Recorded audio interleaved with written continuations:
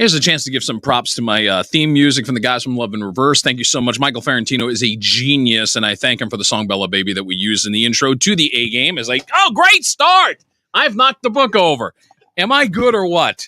And this is how you know it's love. What did that book ever do to you? It didn't do anything to me. That's the whole thing. Well, this is a first. Actually, it's a second. I've had an author on before. Okay. But I've never had the book in front of me as well. See, this is a good thing. You got to have the book. Yeah, I know that. CJ, give him a little more volume as I give him a proper introduction. Basically, I met this guy back in 1997. Yeah, we're going to go 25 years. As a matter of fact, how I remember him, CJ, if you would, give me photo number 5. This is how I remember this guy. Oh, Lord. Yeah, so from behind the production studios of B98.5 on the Jersey Shore. I may or may not use that from time to time to make my own memes. It's a very definitive, do this because I say so. Yes. And you pretty much had that power at the station, which we'll get into. But my good friend Jim Law, who was known as JC on the Jersey Shore, was known as JC in Erie, Pennsylvania, was known as the military boy in Dayton, Ohio. Miyagi, the military boy. Yeah. To be more specific. Specific. Fun story about how I got that name. Yeah. Well, I'm going to ask that in a second. Sure. Because I'm going to set this all up. This is the book that we're here to promote. This is Jim's first ever book that's been released. There's been some great news already without even fully promoting it. And just to give a closer photo, CJ, give me photo number 1 so everybody can see it. It is now available where you find your books. If Feelings Were Words is the debut from Jim Law. And we are going to talk about the book. We're going to talk about a lot of other things, including my friend's radio career, because it kind of develops where this went from radio to author and a lot of things in between. And as you were saying, in Dayton, Military Boy came about how? So, funny thing. We were out doing a live broadcast one night, and the guys at the radio station, they knew that I had been in the Marine Corps. Right. And, when we're out and we're at a live event, every now and then you get that guy who's had too much to drink. He can't keep his mouth shut. We know this way too well. Well, he proceeded to follow us out of the bar into the parking lot while we're getting ready to do a live break. Great. And none of the bouncers were out there. So he proceeds to get in our face, and he throws a punch at one of the other DJs, and I grab his arm, twist it behind his back. He gets me into a reverse headlock. I started laughing, and he goes, "Why are you laughing?" And I said, "Do you want to find out?" And he goes, "Yes." Uh-oh. So I reached around, I smacked him across the bridge of the nose, stood up, punched him in the throat, twisted him around, got him in a reverse headlock. And everybody at the radio station that I worked with was just looking at me like this. What just happened? What? And and I after the incident, the bouncers came out, and I walked back over to the station van. And Mojo's looking at me like, what did I just see? And I said, well, I warned the guy that, I was in the Marine Corps. Right. And from that day on, he called me Military Boy.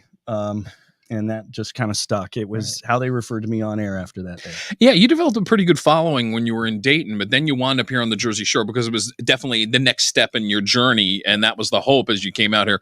We both kind of got recruited for a new radio station. Back in the summer of 1997 on the Jersey Shore, they launched a top 40 station called B98.5, the Jersey Shore's hit music station.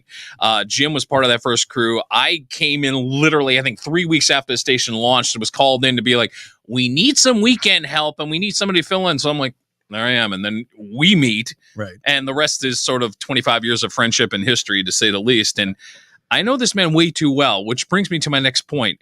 You kept this to me kind of under wraps, kind of. You were hinting that you would do a book. Right. But you didn't say, I've got the book, it's coming out. It was kind of that I wanted to surprise the world kind of vibe. Well, and I think that I've always been a pretty creative guy. Absolutely. Whether I'm writing parody songs or coming up with, ideas for films, ultimately wanted to be a filmmaker, but, I've been writing since I was 5. Right. I've been working on a few novels. So it actually surprised me that I started and finished this one first because I've been working on other books for much longer. But, sometimes when you have an inspiration or you feel so compelled to put something on the paper, I couldn't stop. Right. And so that's how it kind of surprised, you because it was just something that came out of me so quickly. Yes. That I didn't really have time to say, oh, by the way, I'm writing a book. Because, when I say that, people are like, okay. Well, that's the funny part. I don't think this was intended to be the book. I mean, in your mind, you had other ideas. And as you said, this kind of started flowing and flowing. Then you went, I'm guessing. Yeah. Wait a minute. I've got something here. Could this be something that could be published? And then kind of snowballed from there, I get the feeling. Yeah, absolutely. Yeah. Because it's a very personal journey. It's a collection of poems and short stories and thoughts and experiences that started from a period in my life that was pretty dark and depressing, separation, divorce. But, what I was doing, more of a therapeutic thing. That was the initial part of this, was just to try to get this out of your system, so to speak. Right. Then it just started kind of paving away. My daughters, who were very supportive during the whole process, when they heard some of them, like, Dad, that's really good. Yeah.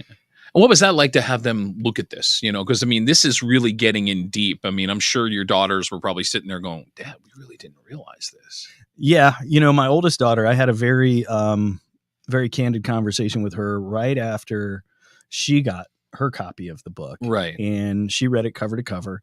And she goes, I was there when this all happened. Right. And I remember how you felt, but until I read this, I didn't realize how deeply you felt. Right. And I said, well, as your father, I just felt like I had to put on a brave face every day. Right. So it was very nerve-wracking once I realized that, okay, this is getting out there. Yeah. There's a lot of things now that I can't take back that the world knows. And as out there as I can be, there's still parts of me that only my close friends and people who've known me for 20 years or more know about me. So. Yeah, that's a good way of putting it. I mean, I haven't read the book yet, but I know you well enough to know I understand that. Yeah. And that's got to be a weird feeling, because you always put yourself out there, but now it feels like, okay, this is now how to be stripped naked in front of the entire universe if you buy the book. Right. Yeah. And stripped naked in front of other people differently than actually being stripped naked in front of other people. I get what you're saying, yeah. Which did actually happen when I was on stage once here on the Jersey Shore. So. Oh, no. Oh, God. Yeah, we got stories. We're going to go there, but what a lot of people don't know, and I have to bring this out because it is sort of an important part of this. You were the main parent with your kids. You had the major custody of your kids. So they were living kind of mostly year-round with you. Correct. So having that, obviously, it influenced your life. It influenced probably part of the book and in some levels because of your experiences. In some ways, my girls have never lived without knowing what the love of their mother and me is. Right. And, she and I had kind of come to an agreement that they'd live with me. And for the most part, that's all they knew from the time they were 4 and 2. Yeah, so that's the norm. But I mean, society looks at it and says, wow, the father is the prime custody person. You don't see that. It may be a little more than now than ever, but it's still not seen as the norm, so to speak. Correct. Yeah. And even in those cases, there's a lot of discrimination against fathers, even in that role. I mean, I could go on and on about my experiences about that, but it's definitely shaped things. And I have to say that, and I've said to both of my girls that I think I probably learned more from them than they did from me, because when you go from a Marine to a radio personality to a father, it kind of softens those hard edges a little bit. Oh, yeah. I mean, that's the thing. I remember when Jim Law and I ran in the 90s. We were that time in our lives, 1997, 1998. We're young, we're stupid, we're doing a lot of just crazy ass stuff and having a good time. Right. And then all of a sudden, it's like it had to be sort of this wake up call. What? Okay, I have to make some decisions on my life. All of a sudden, now it's like, okay, I have a woman in my life. She's about to give birth to my children. What do I do? And that was kind of the emphasis of kind of taking yourself out after about a 6-year run in radio to kind of say, I'm going to take a step back and I'm going to do the right things, so to speak, because it was about, money, stability. And we both know in radio, stability. No, anyway. Right. Well, you get to a point where, I have such fond memories of, all the before parties, after parties, all the green room meetings, all the celebrities I've met. Right. But I realized, oh man, we've got a baby on the way. And I guess me sleeping on my office floor because I couldn't make it all the way home after the Aerosmith concert is not conducive to raising children. Nope. So sorry.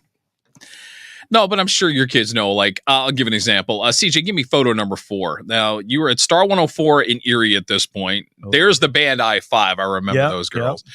So, here you are, number 1 rated, pretty much the toast of Erie, literally within 6 months. You kind of came in, took the market by storm. Yep. And it's got to be that weird feeling, though, when you sit there and say, yeah, but my career is going on the uptrend. Now I've got this. Any regrets in the sense that, but if you look back and say, yeah, I know I made the right decision for what was at my time taking care of my family.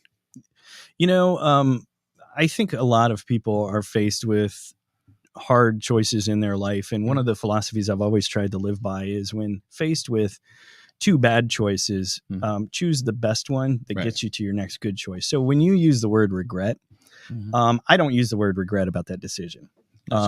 That's healthy. I miss radio. Sure. I mean, to go out on top, number 1 in every market that I ever worked in. Yep. I always had just a different way of approaching things. And sometimes the program directors or the consultants, we butted heads. And, just a little bit. But I always won. It's like, because I like to get out and meet people and know people and entertain people. But for me, that was a no-brainer. And I think even nowadays, I think there's a lack of accountability out there. It's like, guys, just make a choice and go for it. And if you're wrong, accept that. And then I need to learn that a little bit more in my life. I admit that, because sometimes I'm overthinking stuff. I'm like, it's sort of like, just go for it. And then I'm doing 37 different things in my head and I've overthunk the thing. Overthunk. There's really, that's a new word. Yeah, that's the word for today is overthunk. Look it up. It's not in the dictionary. It's more official if we put a hashtag in front of it. Yeah, there you go. Hashtag overthunk it. But I admire that, because it's not everybody that can do that. I know you should be able to do that. I know for me, it's a process, and I'm trying to, now at 50 something kind of try to get the grasp of this and kind of say, no, just go for it. If you believe in it, go for it, whatever the case is in your life. Right. Yeah. You're going to be faced with choices that you tend to overthink a little bit. But for me, there are certain things in life that are motivators. Right. And so the choices associated with those things are never in doubt or in question. Now, some people might perceive some of my actions as, what is he doing? But they don't understand that in my head, I've already gotten from point A to point Z. B. Yeah. And I've calculated, if I run into a wall here, I'm climbing over the wall, or I'm busting through the wall, or I'm digging a hole under the wall. Right. But nothing's going to stop me from going where I want to go. You speak of inspiration. Do you hope this book can be an inspiration to other people? I hope so. And I hope it means something to each person who reads it, not even what it means to me. Because when I write something, I try to tailor it in a way that it speaks to someone in some way. Sure. But for me, this was what I was thinking and what I was feeling. And I think that some of the people who have shared their feedback have expressed, wow, that really hit me here. Yeah. When I read that. So yeah, I think every writer or every creator hopes that what they're creating connects with people. Yeah. And here's the funny thing. It's already starting to connect. And really, you're just getting started in the promotion of the book. CJ, photo number 2. Now, this is from the Amazon list. And you cracked the top 40 of new releases without really a major push of promotion yet. I mean, that's an incredible feat. I mean, it'd be like, okay, we're generating sales. We haven't even really started promoting the book yet, and we're already getting this boost, which is just gotta be a great feeling. It is. And for those of us who've worked in broadcasting, it's one of those things you pointed it out without ever actually having started marketing it. Yeah. And then there's still that part of you that's like, you need to market. Yeah. But at the same time, you're like, but how do I market? Because, we're never really into self-promotion. It's just doing our job and bringing information to people. And so it's a learning process. But yeah, it's exciting to see that people are buying it. People are talking about it. Yeah. Good reviews. Yeah. I was out at one of my favorite places that have dinner and drinks, and my bartender, Cody, he slid the book onto the counter with a pen. And he's like, when you get a chance. I was like, happy to, Cody. Happy to. So. But this is where I think your radio could come in handy, because like I said, you're just getting started with the whole promotional process, which means podcasting, which means maybe doing some Barnes and Noble stops and doing all the things you have to do to get people familiar with the book. So you being the former radio guy, you know how to get people's attention. Yeah. So I would imagine you're going to take a little bit of that and incorporate it into what you're trying to do for the promotion. So, obviously putting you in front of a microphone is like, oh, yeah, okay. I'll sit back, let him talk. I have nothing. I'm fine. I don't have to do anything. Well, it's one of those things. It's like things start slowly. But like, so in my current career, I actually teach agile processes. And so I equate this to one of those things where it's going to start slowly, right? Like a bike. And as soon as you start pedaling, it's just going to pick up momentum and it's going to carry forward. So yeah, I'm excited for when I get to that point. Right. But in the meantime, it's like, okay, let's put it in perspective. We're still pedaling the bike and getting it started. Right. By the way, the book is available through Amazon, through Barnes & Noble. I know Goodreads.com has been promoting the book. So a lot of avenues where you can get the book. Definitely, I'm taking my copy before we're out of here. Jim Laws here on the A Game. Okay, you've seen my podcast. You know what's coming. Oh, boy. Random Shots is a segment where I I don't have to be a stalker because I know Jim way too well. So I've come up with some questions for him. And obviously, for this occasion, I had to come up with something. See, a good friend of ours, Jim. See, Jim, you should have been here. You would have had a shot of Redemption Bourbon with us for the Random Shot segment. That'd be Bill. I'm sorry. Yeah. Sorry, Bill. He's going to kill me. I told him as I get up here. Yeah, exactly. Come on, Bill. Here. There we go. And happy St. Patrick's Day belated. Perfect way to start. Thank you. Yeah, doing that before noon. That's smart. It's 5 o'clock somewhere. Yeah, there you go. Which right now is somewhere in Germany. Yeah, there you go. Gentlemen, we are in Germany. CJ Cohen actually knows what movie that's from. I stumped him. You don't watch Stripes that often, did you? It's been a long time. There you go. With that being said, okay. Now, again, If Feelings Were Words is the book. So now we're going to put you to the word test. I'm going to give you a couple topics, and I'm just going to say, give me one or two words that come to mind when I do that. I'm going to have some fun with the first one. CJ, give me photo number 8. My first thing is Skyline Chili. You're from Dayton, Ohio. You know this isn't Cincinnati. Give me a word or two to describe Skyline Chili for people who don't know. Yummy. Religion. There you go. Faithful. Only the faithful. True, because not everybody looks at this concept and says, wait a minute, you're putting chili and cheddar cheese on top of pasta. Yeah. It's distinctively Ohio. It really is, isn't it? Yeah. And it gets a bad rap. And even with the recent NFL season having wrapped and my Cincinnati Bengals going all the way and losing a heartbreaker, that comes up in every subreddit where they're talking about the Bengals. Skyline is somehow factored in. Oh, come on. In some fashion. Well, it's I hate to say it this way, out of the closet, but my point when I say it that way is when Diners, Drive-Ins, and Dives came to Skyline, it's like the entire country finally found out about this. Yes. And it's sort of been like, okay, now people who try it really like it. I even hear they're selling. Well, CJ in the corner is going, no. The best. The best. Oh, you are? Okay, you're a fan. Good. I went to Dayton. Oh, you went to Dayton? Okay, good. There you go. But I know they're selling the chili now nationally, which I hear is, is kind of a cool thing. Yeah. But it's just such an Ohio thing. That's the first thing that I think of when I think of Ohio nowadays. It's one of the things that you can't go to Southwest Ohio and not have Skyline. There you go. You just can't. Now, terminology, if I got it right, the hot dog's a coney, though, isn't it? Correct. See, you gotta know the lingo. The cheese coney. Mhm. Yeah.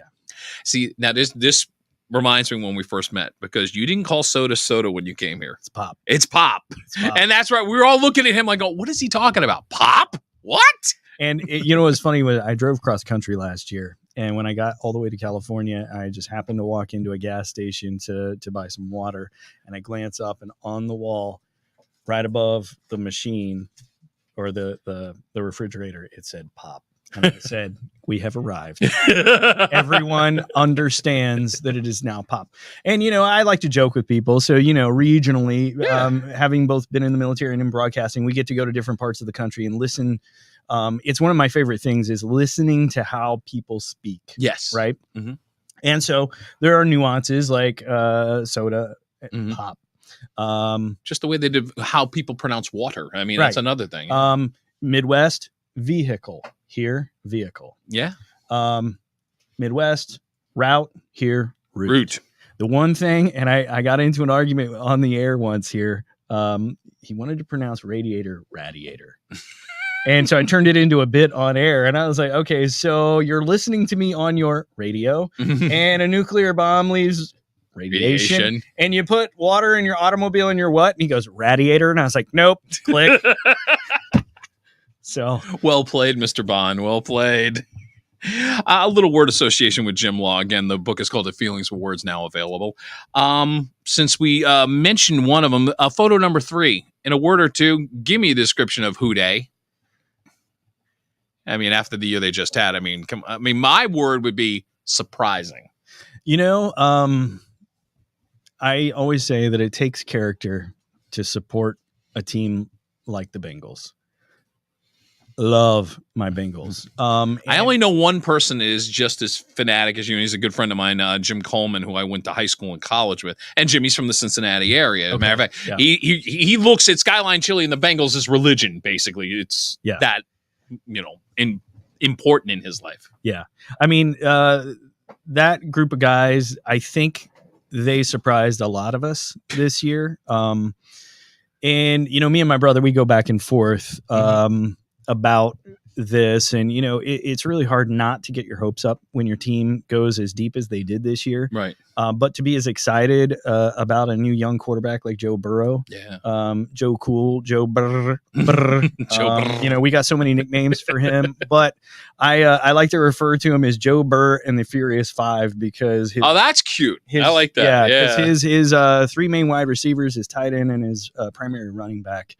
They all just excited the city, and when they came home after that heartbreaking loss, the city welcomed them, celebrated.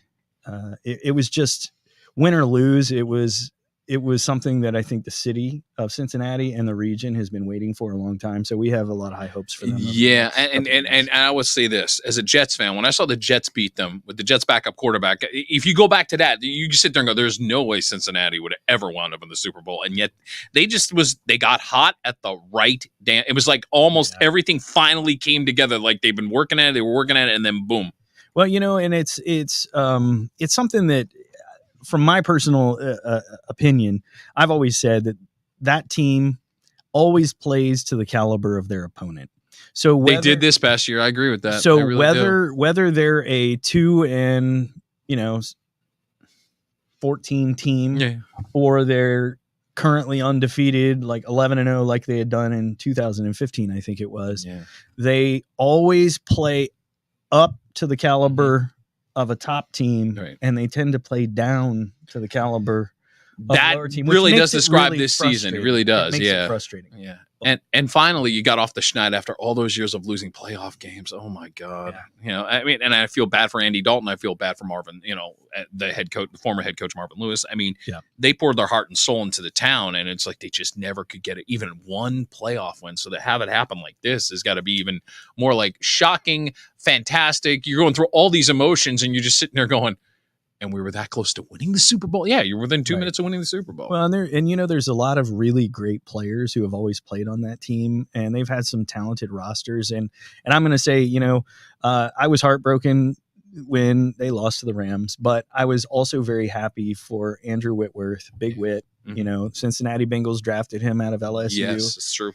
He was our blindside protector for years until he went to the Rams, and he's just a top-notch human being, and probably the best left tackle to play that position in a really long time. So when he announced his retirement here, 40 years old. Yeah, he finally said, you know what, it's a good way to go out. Yeah, 16 seasons. He was the Walter Payton Man of the Year. Yeah. Great guy. We loved him in Cincinnati. We still love him in the Cincinnati region. So, you know, just a lot of really great players that have come through Cincinnati over the years. Nice. Let me give you two more words and we'll continue on in my random shots rant, so to speak. Fatherhood in one or two words. What comes to mind? Challenging. Good word. Life-changing. Yeah. I can't imagine a world without my girls. Yeah. And it forces you to rethink everything that you think, do, and believe. And one of my favorite things is the random hugs, kisses, and I love yous. More so when they were little girls, but every now and then, you know. Yeah, and I do have a photo when they were a little younger. CJ, it also defends the Cincinnati Bengal fandom. Photo number 7, please. I think we're going back about maybe about 8 years for this one, roughly. It's been a while. Yeah. They actually, so we always had a thing in our household where, you know, they didn't have allowances, they had commissions. So they always had jobs in the house. And then we always educated them to have a percentage that they could spend on whatever they wanted, a percentage that they had to spend on a donation for someone else's benefit, and then the other amount that they had to save. And those jerseys were special jerseys released by the Cincinnati Bengals organization. One of their players, his daughter at the time was 5 years old. I want to say her name was Leah, and she was battling cancer. Oh, shoot. And so the organization released a special edition jersey where all proceeds went to her cancer treatment. And nice. My girls spent their own money from their donation fund to buy those jerseys. That says a lot. So they love their Bengals, and they did a good thing. Yeah. And so they actually wore those during the playoffs this year too. That's a great story. I didn't even know that. That's a good one. Last word, and I think you knew it was coming. Radio. 1 or 2 words or 3. Go off. Do what you want. Fun. Yes. I miss it. I do. You know, it's like I always said that every night that I went on the air, I always had butterflies in my stomach. I was always so nervous. You really did. I remember that. And I said, the day that I no longer get butterflies is the day that I can't do this anymore. And even sitting down in this chair today, looking at this microphone, I still had the butterflies. Is it a different feeling than? It's got to be a different feeling from being on radio, being on a mic, than to do a book. I mean, because it's not you're in front of this thing and it's like almost instant butterflies, where this is just more of like we were talking about before. Little cathartic, a little bit of you're not sure where this is going, and then it finally goes somewhere.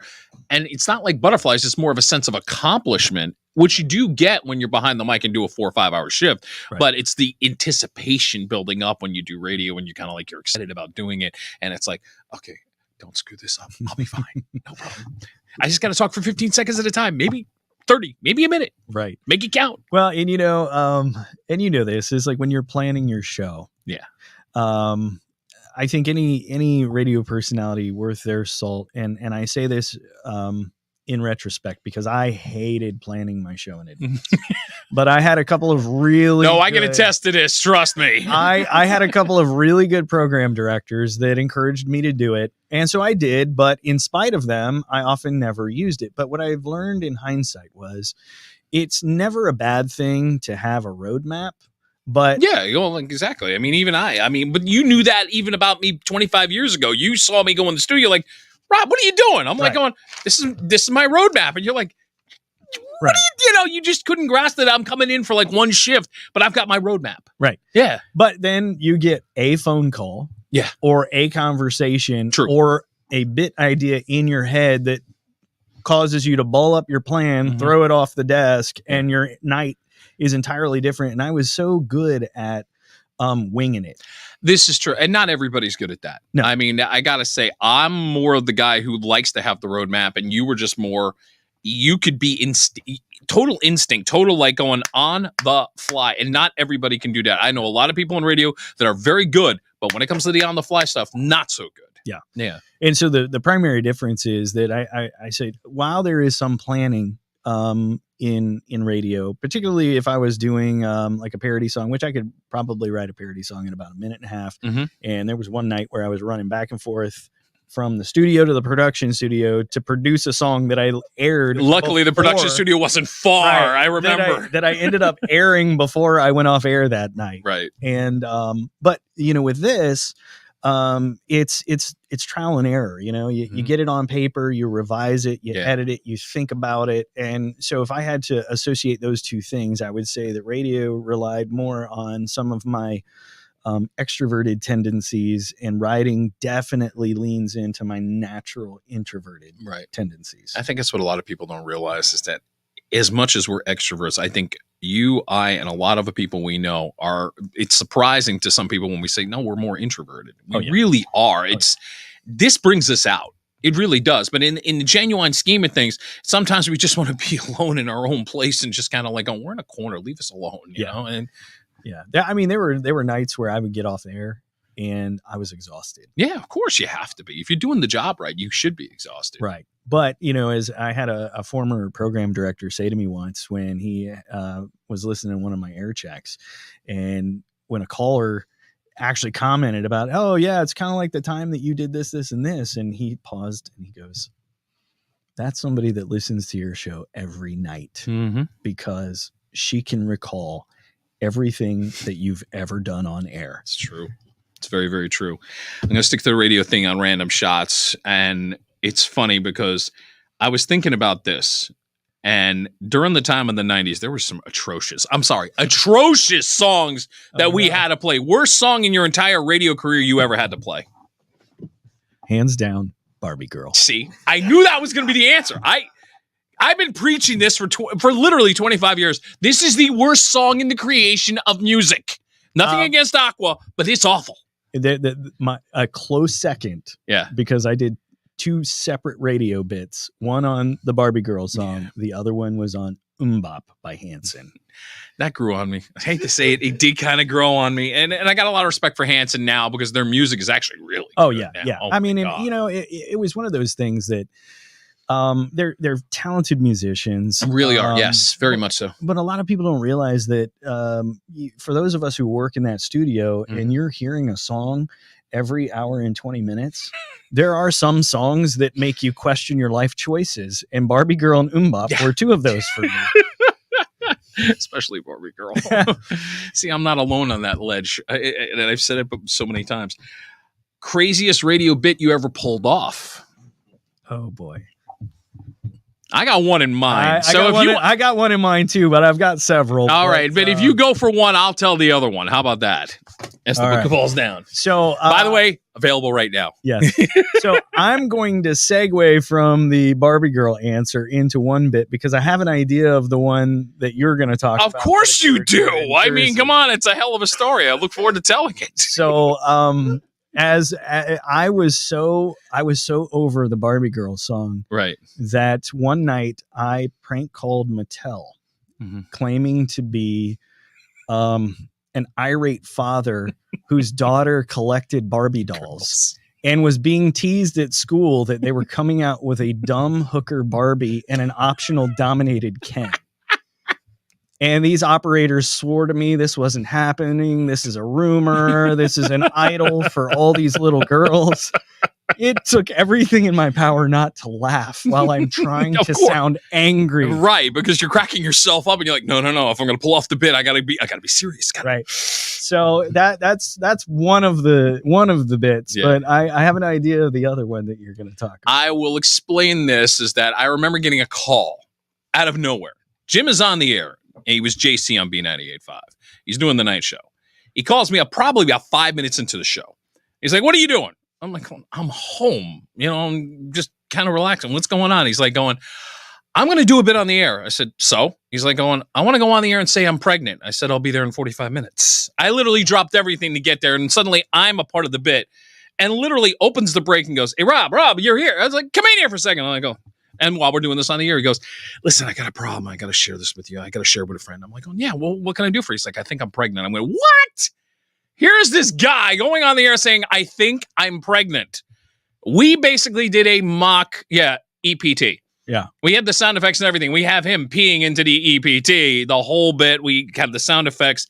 And two grown men basically trying to figure out if he's pregnant. Right. Really?